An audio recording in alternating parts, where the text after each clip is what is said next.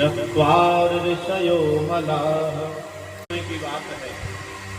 विशालापुरी में चारों भाई विचरण कर रहे थे। विशालापुरी किसको कहा गया है?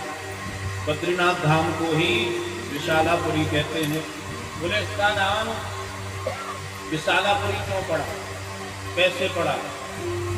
तो इसके पीछे एक कथा आती है। एक विशाल नाम के राजा हुए और उन्होंने जाकर के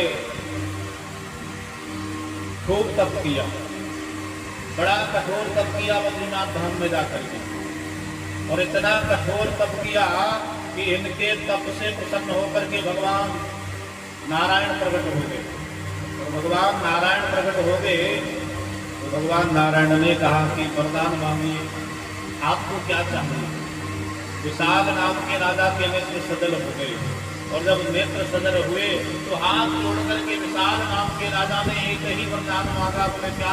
हे नाथ, मैंने तो इस समय में बड़ा कठोर तप किया है, तब आप प्रसन्न होकर के दर्शन दे रहे हो, परंतु यदि आप मेरे ऊपर प्रसन्न हो तो एक ही वरदान दे दो कि आपकी इस भूमि में मेरे बाद जो भी कोई जीव आवे थोड़ा सा ही साधन कर ले, थोड़ी सी तपस्या कर ले, उसी से आप प्रसन्न होकर के उसे दर्शन दे देना। अब तो भगवान ने जब सुना तो भगवान मुस्कुराने लगे और भगवान ने कहा, रे राजन, जैसे तुम्हारा नाम विशाल है ना, वैसे ही तुम्हारा भाव भी विशाल है।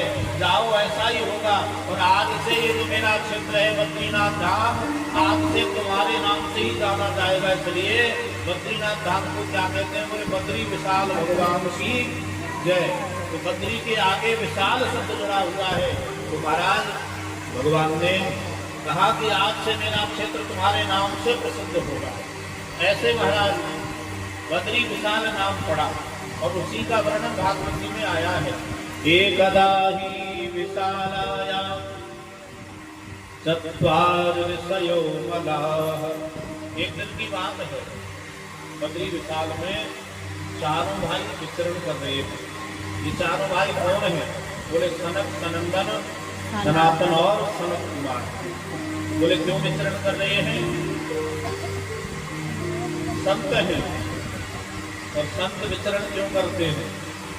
सत्संगार्थ समाजाता तद्रुसुस्तत्र नारदम्। चारों भाई विचरण कर रहे थे। बोले क्यों? बोले सत्संगार्थम समाजाता,